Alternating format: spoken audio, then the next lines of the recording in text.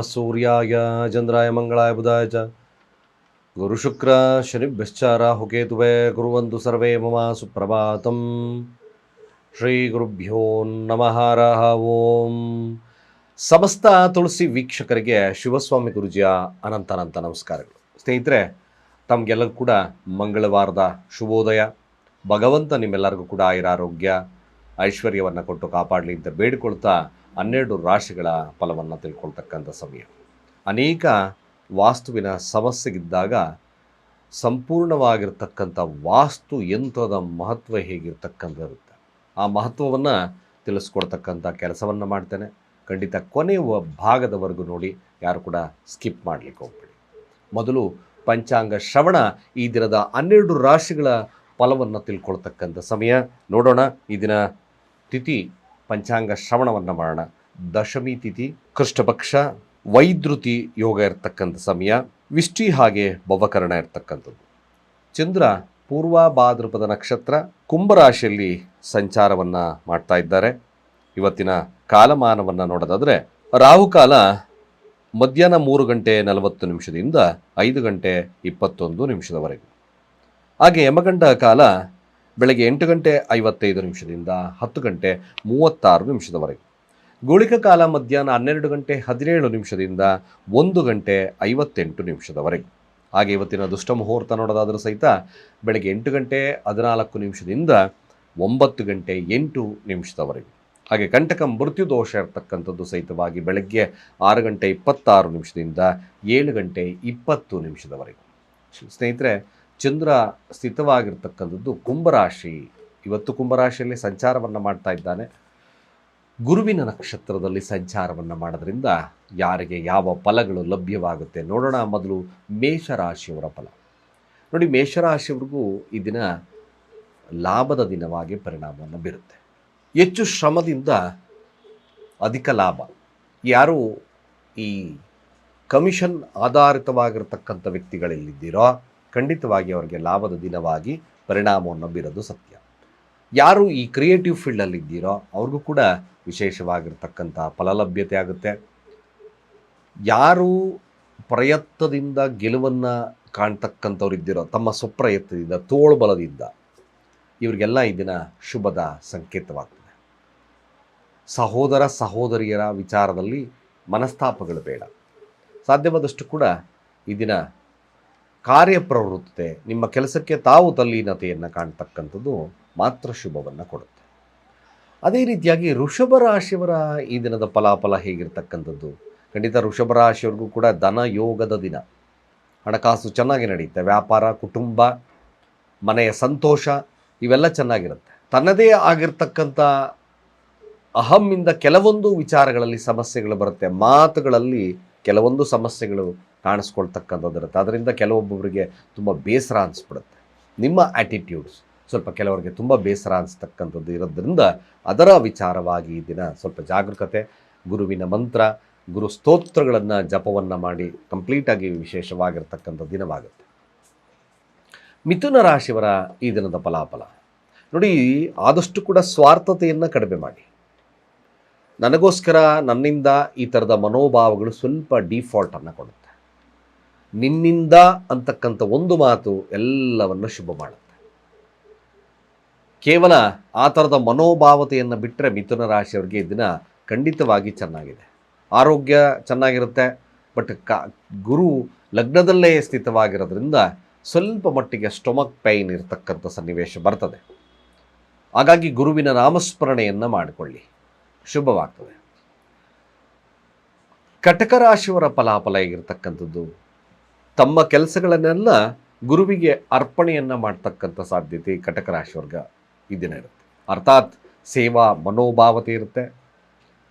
ಅದೇ ರೀತಿಯಾಗಿ ಧಾರ್ಮಿಕವಾಗಿರ್ತಕ್ಕಂಥ ಕಾರ್ಯಗಳಲ್ಲಿ ತೊಡಗ್ತಕ್ಕಂಥದ್ದಿರುತ್ತೆ. ಅದು ಸ್ವಲ್ಪ ಮಿಸ್ ಆಯಿತು ಆ ಕಾರ್ಯ ಅಂದಾಗ ಕೋಪದಿಂದ ಅನರ್ಥಗಳಾಗ್ತಕ್ಕಂಥದ್ದು ಸಾಧ್ಯತೆ ತುಂಬ ಜಾಸ್ತಿ. ಆ ವಿಚಾರದಲ್ಲಿ ಸ್ವಲ್ಪ ಜಾಗರೂಕತೆ ವಹಿಸ್ಕೊಳ್ಳಿ. ನೀವು ಸಹಿತವಾಗಿ ಶಿವನ ಮಂತ್ರಗಳನ್ನು ಜಪವನ್ನು ಮಾಡಿದ್ರೆ ಕಟಕ ರಾಶಿಯವ್ರಿಗೆ ಶುಭದ ಫಲ ಲಭ್ಯವಾಗುತ್ತೆ. ಸಿಂಹರಾಶಿಯ ಫಲ ಖಂಡಿತ ವ್ಯಾಪಾರ ವಹಿವಾಟುಗಳಲ್ಲಾಗಿರ್ಬೋದು, ಮದುವೆ ವಿಚಾರದಲ್ಲಾಗಿರ್ಬೋದು, ಪಾರ್ಟ್ನರ್ಶಿಪ್ ವಿಚಾರದಲ್ಲಾಗಿರ್ಬೋದು, ಯಾವುದೇ ಒಂದು ವಿಚಾರದಲ್ಲಿ ಈ ದಿನ ಲಾಭವನ್ನು ಪಡಿತಕ್ಕಂಥ ದಿನ. ಇದ್ದಕ್ಕಿದ್ದಾಗೆ ಧನಾಗಮ ಲಭ್ಯವಾಗ್ತದೆ. ಕೇವಲ ಅದು ನಿಮ್ಮ ಜಾಣ್ಮೆಯಿಂದ ಕೂಡ ಬರುತ್ತೆ. ಖಂಡಿತವಾಗಿ ಶುಭವಿದೆ. ಕನ್ಯಾ ರಾಶಿಯ ಫಲಾಫಲ ಹೇಗಿರ್ತಕ್ಕಂಥದ್ದು, ಕೋರ್ಟ್ ಕಚೇರಿಯ ವಿಚಾರದಲ್ಲಿ ಗೆಲುವಿರ್ತದೆ. ಕಾರ್ಯದಲ್ಲಿ ಸ್ವಲ್ಪ ಮಟ್ಟಿಗೆ ಏನೋ ಅಡೆತಡೆ ಬರ್ತದೆ, ಬಟ್ ಮ್ಯಾಕ್ಸಿಮಮ್ ಎಫರ್ಟ್ ಲೆಸ್ ಆದಾಯ, ಇದೇ ಥರ ಇರುತ್ತೆ. ಆದರೆ ಈ ಕನ್ಯಾ ರಾಶಿಯವ್ರಿಗೆ ಯಾವಾಗಲೂ ಕೂಡ ಒಂದು ಅಥಾರಿಟಿ ಅಂತಕ್ಕಂಥ ಮನೋಭಾವತೆ ಇರುತ್ತೆ. ಸ್ವಲ್ಪ ದಾಂಪತ್ಯದಲ್ಲಿ ಭಿನ್ನಾಭಿಪ್ರಾಯಗಳು ಬರತಕ್ಕಂಥ ಸಾಧ್ಯತೆಗಳನ್ನು ತೋರಿಸುತ್ತೆ. ಅದನ್ನು ಹೊರತುಪಡಿಸಿದ್ರೆ ಕನ್ಯಾ ರಾಶಿಯವ್ರಿಗೆ ಈ ದಿನ ಖಂಡಿತವಾಗಿ ಶುಭದ ದಿನ ಆಗುತ್ತೆ.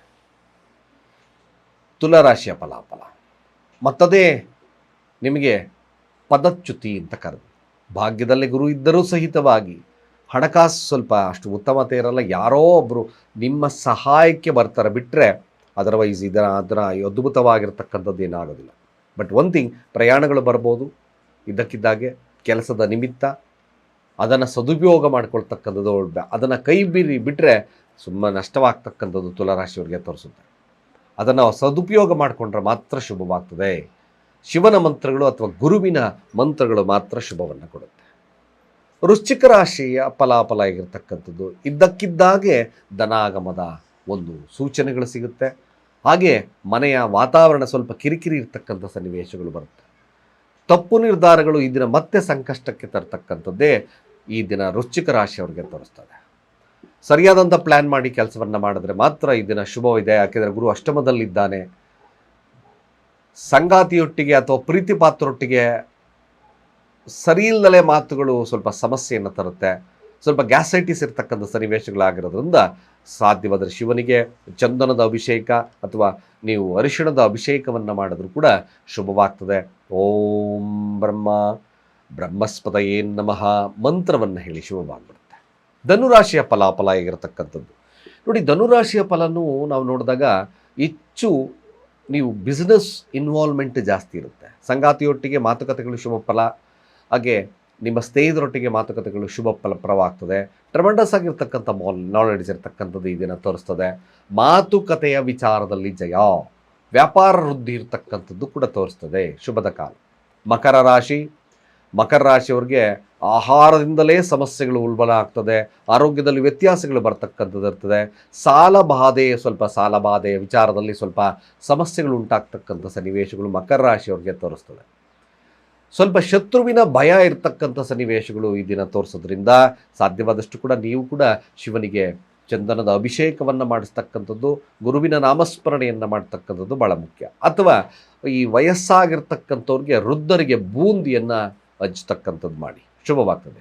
ಕುಂಭರಾಶಿ, ಮಕ್ಕಳ ವಿಚಾರದಲ್ಲಿ ಲಾಭವಾಗ್ತದೆ. ಈ ಷೇರು ಮಾರುಕಟ್ಟೆಯಿಂದ ಲಾಭ ಬರ್ತಕ್ಕಂಥ ಇರುತ್ತೆ. ಹಣಕಾಸು ವಹಿವಾಟುಗಳು ಕೂಡ ಶುಭವನ್ನು ತರುತ್ತೆ. ಒಟ್ಟಾರೆಯಾಗಿ ಒಂದು ಪ್ರೀತಿಯ ಮನೋಭಾವತೆ ಶುಭ ಇರ್ತಕ್ಕಂಥದ್ದು ಕುಂಭರಾಶಿ ಆಗ್ತದೆ. ಒಳ್ಳೆಯದಾಗಿ. ಮೀನರಾಶಿಯ ಫಲ, ಮೀನರಾಶಿಯವರಿಗೆ ಸಾಧ್ಯವಾದಷ್ಟು ಕೂಡ ಜಮೀನಿನ ವಿಚಾರ, ಮನೆಯ ವಿಚಾರದಲ್ಲಿ ಕಾರ್ಯಪ್ರವೃತ್ತತೆ ಜಾಸ್ತಿ ತೋರಿಸುತ್ತೆ. ಹಾಗೆ ಚಿಂತನೆಗಳು ಯಾರೊಟ್ಟಿಗೂ ಬೆರೆದಲ್ಲ, ಮನೆಗಿದ್ದರೆ ಮನೆಯಲ್ಲೇ ಇದು ಬಿಡಬೇಕು ಅಂತಕ್ಕಂಥ ಮನೋಭಾವತೆ ಇರುತ್ತೆ. ಆದಷ್ಟು ಕೂಡ ನೀವು ಹೇಗೆ ಬಂಡವಾಳ ಹಾಕಬೇಕು ಅಂತಕ್ಕಂಥ ನಾಲೆಡ್ಜನ್ನು ಬೆಳೆಸ್ಕೊಳ್ತಿದ್ರ ನಿಮ್ಮ ಜಮೀನು ಅಥವಾ ನಿಮ್ಮ ಮನೆ ಆ ಥರದ ವಿಚಾರಗಳಲ್ಲಿ, ಕುಟುಂಬ ಈ ಥರದ ವಿಚಾರಗಳಲ್ಲಿ ಅದೇ ರೀತಿಯಾದಂಥ ಮನೋಭಾವತೆ ಇರ್ತಕ್ಕಂಥ ದಿನವಾಗಿದೆ. ಸಾಧ್ಯವಾದಷ್ಟು ಕೂಡ ಹಣಕಾಸಿನ ವಿಚಾರದಲ್ಲಿ ಸ್ವಲ್ಪ ಜಾಗರೂಕತೆ ವಹಿಸ್ಕೊಳ್ತಕ್ಕಂಥದ್ದು ಮೀನರಾಶಿಯವರಿಗೆ ಮುಖ್ಯ.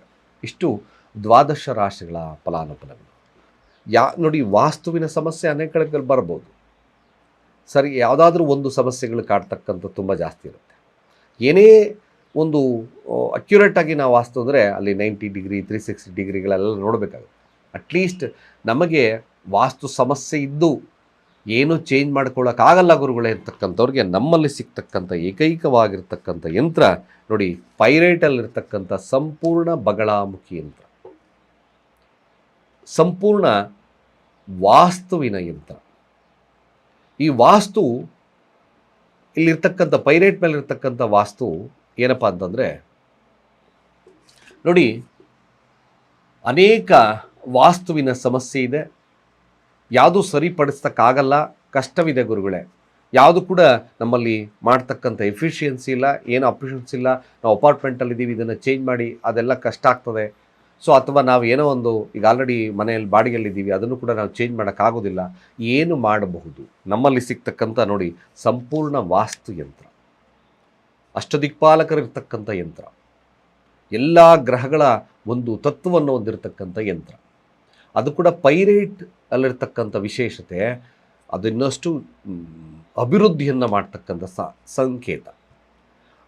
ಇದನ್ನು ತಾವು ಮನೆಯಲ್ಲಿ ಪ್ರತಿಷ್ಠಾಪನೆಯನ್ನು ಮಾಡಿ ನೀವು ಪೂಜೆಯನ್ನು ನಿಮ್ಮ ದೇವರ ಕೋಣೆಯಲ್ಲಿಟ್ಟು ಪೂಜೆಯನ್ನು ಮಾಡ್ತಾ ಬಂದಾಗ ವಾಸ್ತುವಿನ ದೋಷ ನಿವಾರಣೆ ಆಗುತ್ತೆ.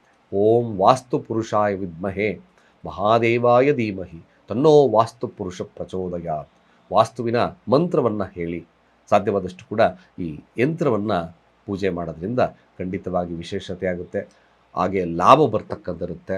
ಜೊತೆಯಲ್ಲಿ ಮನೆಯ ಯಾವುದೇ ಸಮಸ್ಯೆಗಳು ದೂರ ಆಗ್ತಕ್ಕಂಥದ್ದು, ವಾಸ್ತುವಿನಿಂದ ಬರ್ತಕ್ಕಂಥದ್ದು, ಅಭಿವೃದ್ಧಿ ಆಗ್ತಕ್ಕಂಥದ್ದಿರುತ್ತೆ ಅಂತ ಹೇಳ್ತಾ ಸರ್ವೇ ಜನ ಸುಖಿನೋ ಭವಂತು.